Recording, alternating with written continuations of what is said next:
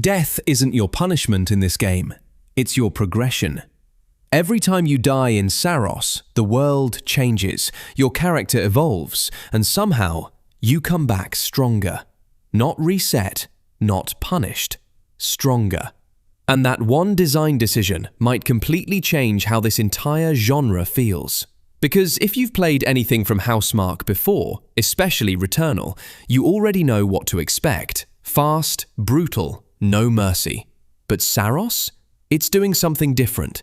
You play as Arjun Devraj, stuck on this alien planet called Carcosa, a lost colony under a constant, almost oppressive eclipse. And that eclipse isn't just visual, it literally reshapes the game while you play.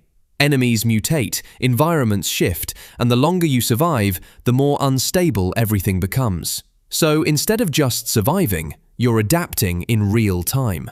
And honestly, that's where the game looks strongest. The combat is still that signature Housemarque style, fast, precise, almost like a bullet hell in third person. But now, there's a twist. Instead of just dodging everything, you're encouraged to absorb damage with a shield and convert it into power. Which sounds simple, until you realize what it actually means. You're rewarded for playing aggressively. Getting closer to danger makes you stronger. And that completely flips the usual stay alive at all costs mentality. That's a huge positive, because it adds skill expression. It's not just reflexes, it's decision-making under pressure. But here's the potential problem. When a game pushes you to play aggressively all the time, it can also become exhausting. If every encounter demands full focus, no downtime, no breathing room, burnout hits fast. And Saros already looks intense. Now let's talk about the structure. Unlike Returnal, which could feel punishing to the point of frustration, Saros is introducing permanent progression, meaning every run, every death actually gives you something. Upgrades, new loadouts, better chances next time. That's a massive improvement. It makes the game more accessible, less punishing, and honestly, more addictive. But again, there's a trade-off.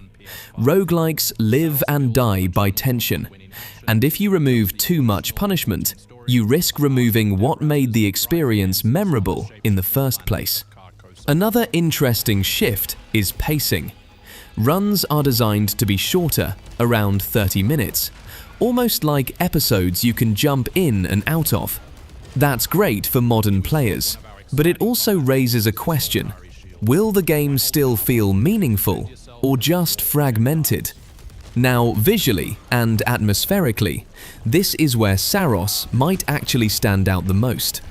Carcosa isn't just another alien planet.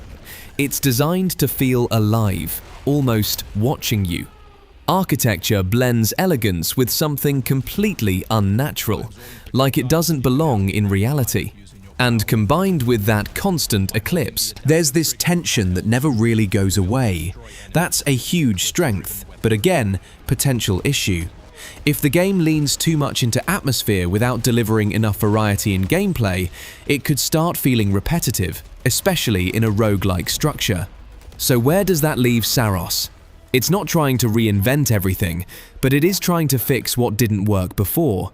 More accessible progression, more aggressive combat, more structured pacing, a clearer story. And honestly, that might be exactly what this genre needs. Or it might lose what made it special in the first place. Because right now, Saros looks like a game balancing on a very thin line between evolution and playing it safe. Now, I'll let the gameplay speak for itself.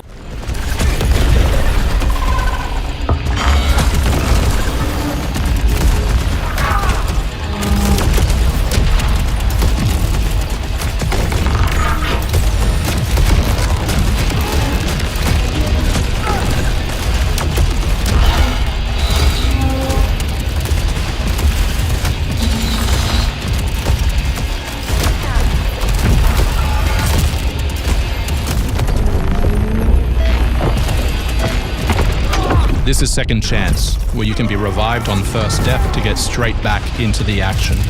Second Chance is part of our permanent progression systems, which means you will always come back stronger.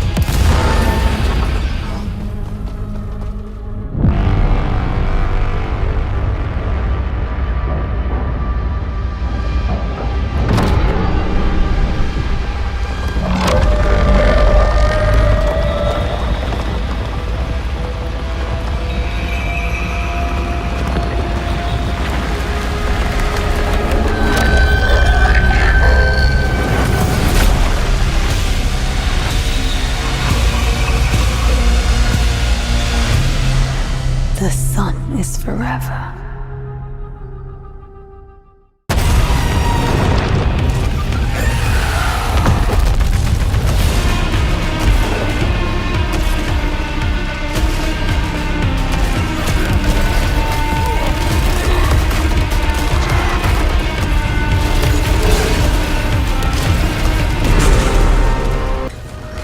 Today, we're excited to show off our Comeback Stronger features and Eclipse gameplay running on PlayStation 5. In Saros, you step into the shoes of Arjun Devraj, performed by the brilliant Rahul Kohli, who is discovering the hostile shape-shifting planet of Carcosa.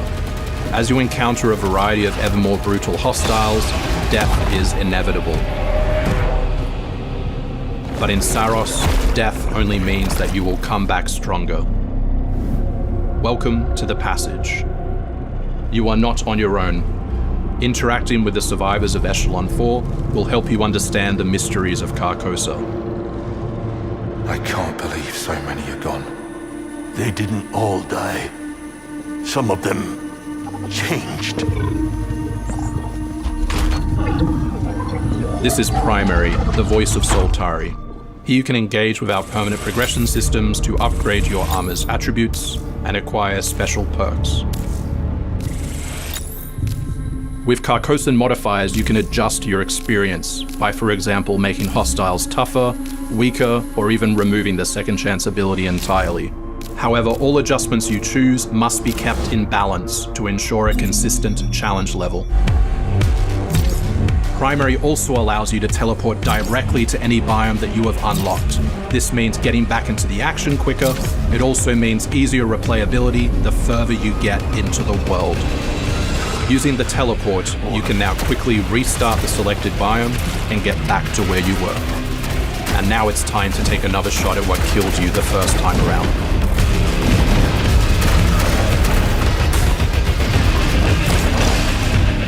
Eventually, you come across an alien device. By using it, you discover that it calls the Eclipse.